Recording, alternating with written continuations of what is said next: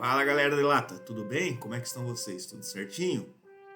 Vamos para mais um episódio bíblico hoje? Bem, hoje nós vamos falar pela primeira vez de uma personagem, e não de um personagem, né? A gente já falou já de vários personagens, né? Na Bíblia, e agora vamos falar pela primeira vez de uma mulher, né? E a mulher que nós escolhemos para início seria a Hadassa, que é Esther na Bíblia, né? E a história de Esther é bastante interessante porque ela demonstra como Deus ela intervém por meio de pessoas simples, né? Que nem foi Esther, né? Até se tornar Hadassah, utilizando pessoas simples para proteger o povo judaico, tá? De ameaças externas, aí, de inimigos, né? Vocês vão ver que é uma história bastante interessante essa, tá? E o que significa Hadassah? Bem, Hadassah é um nome hebraico, tá? O que significa? Significa murta.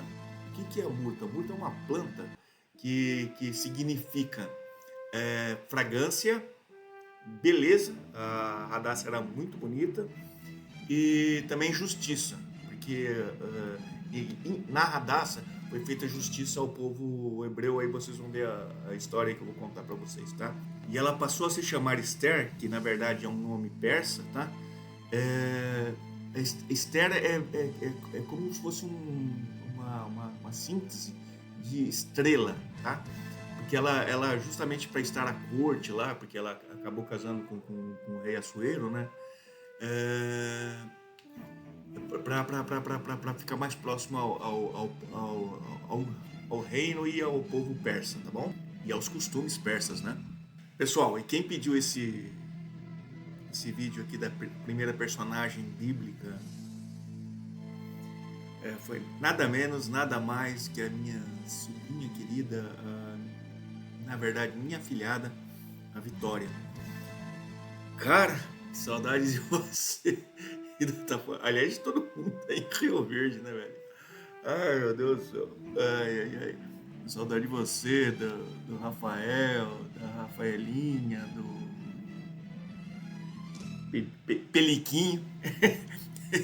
E até do Shiitake, cara. Aliás, na última vez que eu fui aí eu não vi o Shiitake, né? Mas vamos lá, dessa vez eu vou ver ele.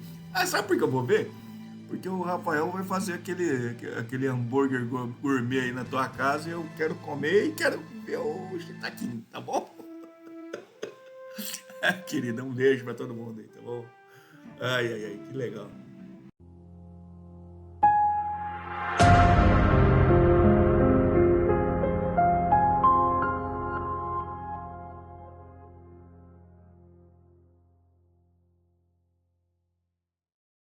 Pessoal, eu sou Hernani Lacerda, também conhecido como Delata. Eu sou engenheiro civil e estudioso da Bíblia, tá? E eu gostaria, pelo menos, que vocês, ao verem o vídeo e gostarem, tá? Vocês dessem likes, fizessem comentários, tudo aquelas likes e tudo aqueles negócios que requer o figurino, né? Poxa, mas mais importante que tudo é fazer comentários, tá? Pra gente entender o que vocês estão achando dos vídeos, se está melhorando, se está piorando, o caminho como a gente está pretendendo fazer toda a nossa situação aqui, tá bom? E antes de mais nada, muito obrigado pela participação de vocês. Olha, nós estamos aumentando bastante o número de inscritos aí. E eu agradeço muito a adesão. Eu tenho certeza que vocês estão passando para os familiares de vocês, para os amigos de vocês, até para os inimigos e tal. Só que está tendo uma taxa de adesão aí, começou uma aceleração grande aí. E vamos ver se a gente chega a nossa meta. A nossa meta é o céu. Valeu, povo. Para a gente ter um bom entendimento da história da Esther, vamos voltar a um tempinho para trás aí, tá? E pensar na época da conquista do reino de Judá por Nabucodonosor, tá? Então ele invadiu lá Jerusalém, tá? Ele tomou lá o templo, tomou tudo lá, levou tudo de ouro para a Babilônia.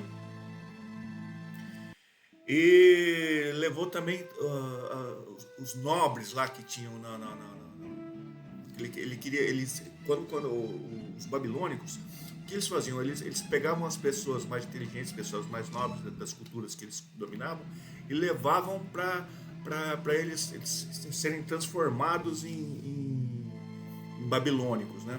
Um dos personagens que é interessante ver também, que foi levado lá junto com o Nabucodonosor, né, para o reino dele, foi o Daniel, né? Então, Daniel e os três amigos dele, o Sadraque, Mesaque e Abdenego, né? O profeta Jeremias, bem antes de Daniel e tudo mais, ele previu que o povo judeu, né, povo hebreu, na verdade, ele ficaria 70 anos em cativeiro na Babilônia, tá? E foi exatamente isso que aconteceu, tá? Porque depois do Nabucodonosor, né, na sequência, daí teve reis babilônicos lá, e o que perdeu o trono para o rei Ciro, né, o rei persa, foi o Belsazar. O Belsazar, o que ele fez? Ele pegou todos aqueles ouros, tudo que tinha no templo de Jerusalém, ele fez um banquete, tá? Tipo um banquete profano, né? Com várias mulheres, um absurdo lá, muita coisa e tal. E daí tem aquela história lá, que Deus escreveu na parede, né? Apareceram as mãos lá escrevendo lá, ninguém entendia o que estava sendo escrito, né? E chamaram o Daniel lá até para interpretar o que estava... E Daniel tinha interpretado sonhos na época de Nabucodonosor, é uma história bastante grande, tá? E daí o Daniel, ele explicou que o reino do Belsazar ia ser tomado naquele mesmo dia, tá? E acabou que o Ciro, né, uma manobra, uma estratégia muito, muito interessante, né? Porque a Babilônia, ela era envolta num rio, né? Então era meio que inexpugnável lá, né? Então ele tipo fez umas barragens lá, ele secou uma parte lá e o exército dele entrou num local lá que de maneira nenhuma o pessoal da Babilônia entendia, e tava todo mundo bêbado lá em função das festas, né? Ele era uma Sodoma e Gomorra, na verdade, tá? Babilônia, tá? Uma bagunça lascada aquele negócio lá. E daí o Ciro, ele tomou o governo, o reino da Babilônia, né? Daí começou o Império Persa, tá? E daí e também já estava escrito lá também que Ciro ia ser Ciro Grande seria a pessoa que ia tomar conta. Então Daniel conversou com o Ciro, explicou tudo para o Ciro que tinha. Daí Ciro entendeu a importância do nosso Deus, né? E autorizou parte do povo dos hebreus a retornarem a Jerusalém e reconstruírem o templo lá, né? Então daí voltou, daí você vai ver em Esdras, vai ver Neemias e tal. Teve um dos importantes também foi Zorobabel, né? Que reconstruiu o segundo templo lá, tá? Bem, mas vamos voltar. Como eu disse, parte do povo voltou para Jerusalém, né? Jerusalém. Quando eu falo Jerusalém, é hoje onde que é Israel, tá? Então voltou para lá. E parte ainda ficou meio que cativo no Império Persa, tá? Então, depois de Ciro, teve o rei, teve Cambises II, depois teve Dario é muito importante, tá? Depois em outro episódio a gente vai conversar sobre ele, tá? E depois teve o Xerxes I. Xerxes I é o Assuero, que é o rei persa que vai acabar casando com a Esther, tá bom? Na verdade, com a Hadassah, né? Que depois vai se transformar vai mudar o nome para Esther, tá bom? Então, pessoal, vocês têm que entender que o povo hebreu era meio que um povo meio que cativo ali do povo persa, né? Eles não tinham muita força lá, tá? O povo hebreu não era considerado como um povo nobre, né? Era um pessoal meio que é como se fosse não era escravo, mas não era também não tinha muita ascensão lá com os persas. A história nossa da Esther, na verdade, começa com o casamento da Assuero com a rainha Vasti. A rainha Vasti era muito bonita, era muito formosa. E num dos banquetes lá, vários banquetes o pessoal sempre tinha banquete para comemorar alguma coisa, né, e tudo mais. Num dos banquetes o Assuero ele quis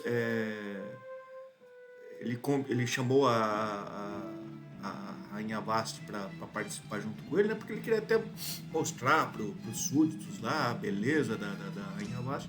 E a rainha Vasti se recusou a comparecer no banquete. Aí isso deixou o Assuero, Xerxes I, né?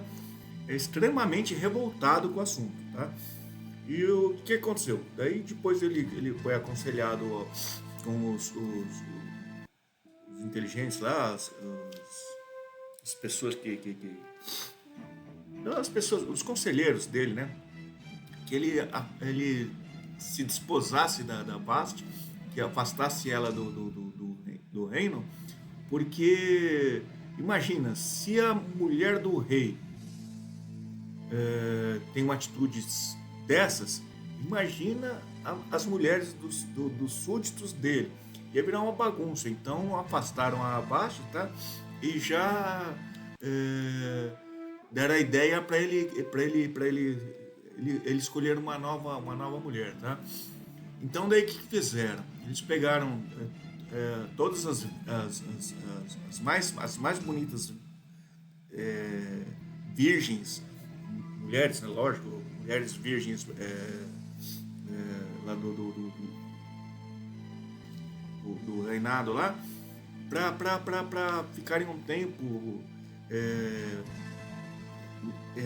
entendendo como é que é o assunto, aprendendo alguma coisa de educação e tal, se lavando, se limpando, se purificando, vamos dizer assim, para ter algum acesso com o rei, para ele escolher quem que seria isso, quem que seria essa pessoa. Então se reuniu as meninas, né, as virgens que poderiam ser as futuras mulheres do Xerxes I, o rei Assuero, e uma delas era a Radassa, que era órfã,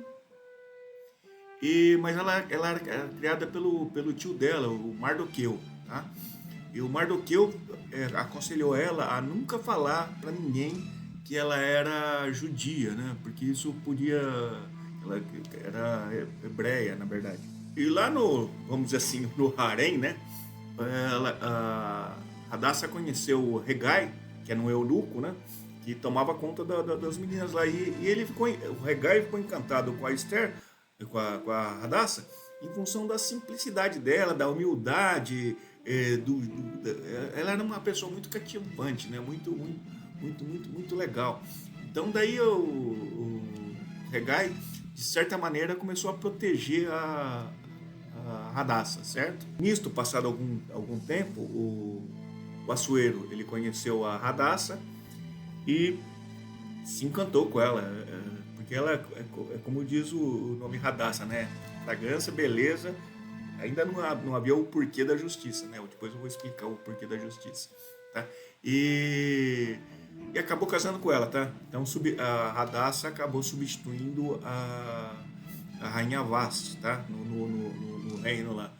E em casando com Assuero, ela mudou o nome de Radassa para Esther. Eu já expliquei o significado do nome Esther também para vocês, tá bom? Depois do casamento do Assuero com a Esther,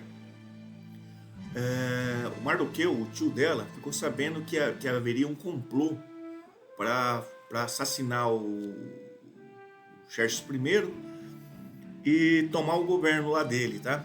Então o Mardoqueu ficou sabendo disso e informou o Xerxes I, tá? Então o Assuero ficou com uma dívida muito grande com Mardoqueu em função disso.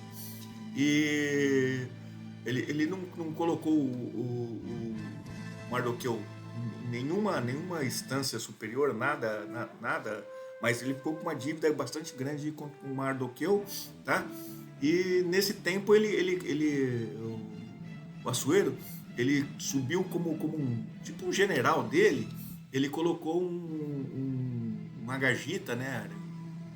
Que era o Haman, tá? Então Haman ficou como maior responsável, como se fosse um braço direito do Assuero. E a história se repete, né? Que nem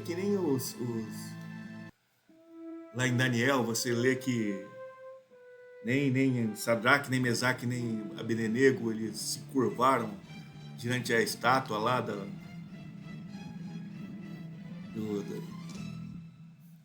que o Nabucodonosor fez. Também o Mardoqueu, quando o Amã assumiu, ele não se curvou. E isso deixou o Amã muito enfurecido, tá?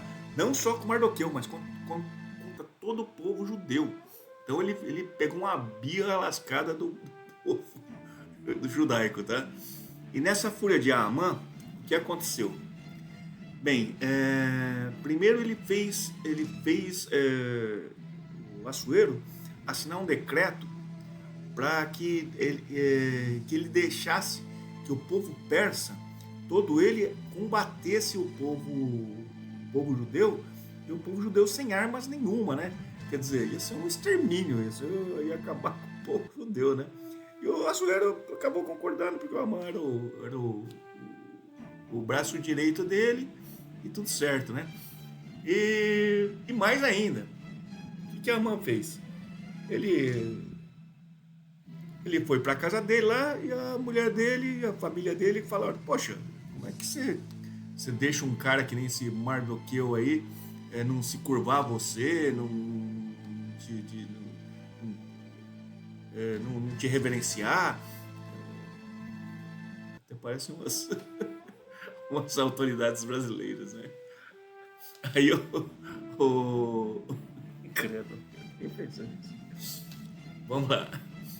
Aí o Amã pensou: eu vou fazer uma forca e eu vou enforcar esse caboquinho aqui. Já deixa tudo pronto lá para enforcar o pessoal, né? Mas nisso o Assuero já tinha assinado, inclusive, o decreto lá que o povo persa poderia atacar o povo judeu, né? E isso em um tempo lá. Agora eu não lembro qual o tempo, acho que uma semana, alguma coisa desse tipo ia acontecer, tá? Nisso, o Mardoqueu conversou com a Radassa, explicou para ela o que o Haman estava fazendo, o plano do Haman, e que ia colocar em perigo a existência do povo judeu, né? Porque, na verdade, iam exterminar o povo judeu, certo? E ele falou que a Esther, de alguma maneira, teria que conversar com o Assuero sobre esse assunto, né? E ela falou assim: poxa, mas se eu for conversar com o rei sem autorização dele, se eu for ao palácio dele sem autorização dele, sem ele me chamar, eu posso até ser morta. Aí o Mardoqueu falou assim: olha, você não está entendendo. O Haman declarou a morte de todos os judeus. Você está no mesmo barco que a gente. Entenda. Se você não reverter essa situação aí, você vai ter um probleminha sério lá pra frente. Ela entendeu e falou assim: poxa, vou ter de alguma maneira resolver isso, tá? Aí a Esther, o que ela fez? Ela procurou o Assuero, mesmo sabendo que poderia ser morta em função disso, e convidou ele e o Amã para um banquete no palácio dela. Porque, na verdade, havia o palácio do rei, o palácio da rainha, e daí eles se encontravam quando havia interesse do rei. Era um negócio bastante interessante, né? Aliás, até para os dias de hoje. E o interessante é que o rei Assuero, é, ele ainda não tinha sido informado pela Esther do que poderia acontecer com o povo. Na verdade, ele nem sabia que a Esther era judaica, né? Então, daí, ele chegou, ele querendo agradecer de alguma maneira o Mardoqueu, né? Ele perguntou para Amã: Amã, o que eu poderia fazer para agradar uma pessoa que me ajudou muito, que me salvou de várias complicações, várias atitudes estranhas e tudo mais. O que você me aconselharia a fazer com ele? Olha, o Amã respondendo, né? Eu acho que o senhor deveria colocar um manto nele, um manto vermelho, fazer ele percorrer o reino com um anel de confiança do rei, como se ele fosse o seu segundo homem, né? Mas Amã não sabia que o Xerxes I estava falando, ele achava que o Xerxes I estava falando dele e não do Mardoqueu. Então daí o Xerxes achou uma ótima ideia, né? Falou assim, muito boa ideia, vou usar isso aí. Bem, na verdade, a Esther, daí ela chegou e informou ao Assuero quais eram as intenções do Amã, né? Que era exterminar o povo judeu, inclusive ao Mardoqueu. Só que ela falou pro Xerxes que ela era também judaica, então, porque o Amã queria inclusive matar ela. Você vê, ela fez um banquete, ofereceu pro Amã e falando que ela ia ser morta pelo próprio Amã. Tá, daí quer dizer, ela ficou no jugo do Xerxes I, né? O rei, o marido dela. O Xerxes ficou muito, muito furioso com a Amã.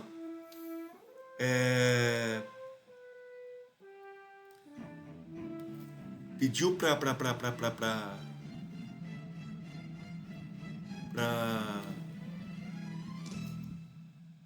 Esther, ela definir o que poderia acontecer com o Amã, e ela informou, olha, o Amã acabou de fazer uma forca para enforcar o Mardoqueu. Por que não utiliza a mesma forca para ele? O Xerxes, poxa, vamos começar esforços, né? Ele fez exatamente isso, tá? Então, daí o Amã foi enforcado lá, o Mardoqueu, conforme a solicitação do Amã, ele pegou o anel de justiça lá, como conselheiro mor do Xerxes, né? O Xerxes I. E, poxa, e daí ele virou o segundo homem lá e o Amã foi morto, tá? Só que acontece o seguinte, ainda não havia acabado o problema, né? Por quê? Porque os persas e os babilônicos, eles tinham mais ou menos uma mesma tradição, né? Que depois que um rei fazia um decreto, ele não podia revogar aquilo, não podia voltar atrás. Então, na verdade, estava sendo sentenciado ao povo judeu, certo? O que o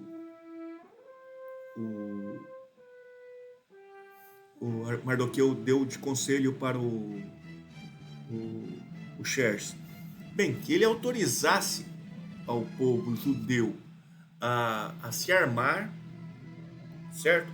E responder às investidas do povo persa. Daí o Xerxes I, Assuero, fez o decreto e toda a movimentação do povo persa contra o judeu acabou que eles acabaram sendo dizimados, tá? Os persas, né? Todos que tentaram matar algum judeu lá, claro que morreu algum judeu e tudo mais, Mas foi um negócio irrelevante perto das baixas dos persas que foram tentar atacar os judeus lá, né? Isso foi bastante interessante. Bem, e essa, vamos dizer assim, conquista de não extermínio, que aliás, eu não falei antes, mas poxa, se você for ver, isso também aconteceu bem parecido na época dos Macabeus, né? Você vê que a Bíblia ela tem muitos aspectos muito parecidos, né? O Macabeus com essa história da Esther, de extermínio. Tem muitas coisas aí que você vê nos tempos, há pouco tempo, aí o Hitler tentando matar todos os judeus, entendeu? Exterminar a raça. É uma perseguição tão grande contra ao povo judeu. É um negócio histórico, né? É bastante interessante e estranho isso, né? Na verdade não é estranho, é assunto do adversário, tá bom? Bem, e essa conquista, vamos dizer assim, né? É comemorada com uma festa do Purim, né? Que é uma festa religiosa dos judeus que trata a manutenção, o mantenimento do povo judaico, né? Então é uma das festas mais importantes. Acho que os judeus, se não me engano, são 4 festas importantes. Uma dessas é o Purim. Aí tem a festa também lá da reconquista do Templo de Jerusalém, né? Na época dos Macabeus, que também é bastante importante, né? E que é comemorada também em dezembro, 25 de dezembro, inclusive. Então, é a semelhança com o Natal nosso, tá? Olha que interessante que eu vou falar agora. A Amã era um agagista, como eu falei, né? E o que é um agagista? É um descendente de Agag. E quem foi Agag? Cara, Agag foi um dos reis lá. Na verdade, Agag era um rei amalequita, tá? E a qual o rei Saul ele dominou lá e era para, por ordem de Deus, era para ter matado todo o povo e todo o rebanho. Então, mas Saul, por algum motivo, ele preservou o Agag e também preservou parte do rebanho. Depois ele falou que ia fazer ia colocar como fazer um sacrifício para Deus, alguma coisa desse tipo, né? E Samuel ficou irritadíssimo com isso na época, né? Então, olha que interessante. Saul, contra a vontade de Deus, preservou Agag. Amã é descendente de Agag. E Amã quer exterminar os judeus. Vocês veem as ligações das coisas? Poxa, então faça o que Deus quer, cara. É tão simples. Se não fizer, você está criando uma erva daninha para você mesmo, entendeu? É simples assim, tá bom? E outra coisa interessante, pode ser coincidência, eu não acredito em coincidências não, tá? Qual a capital da Jordânia? Amã.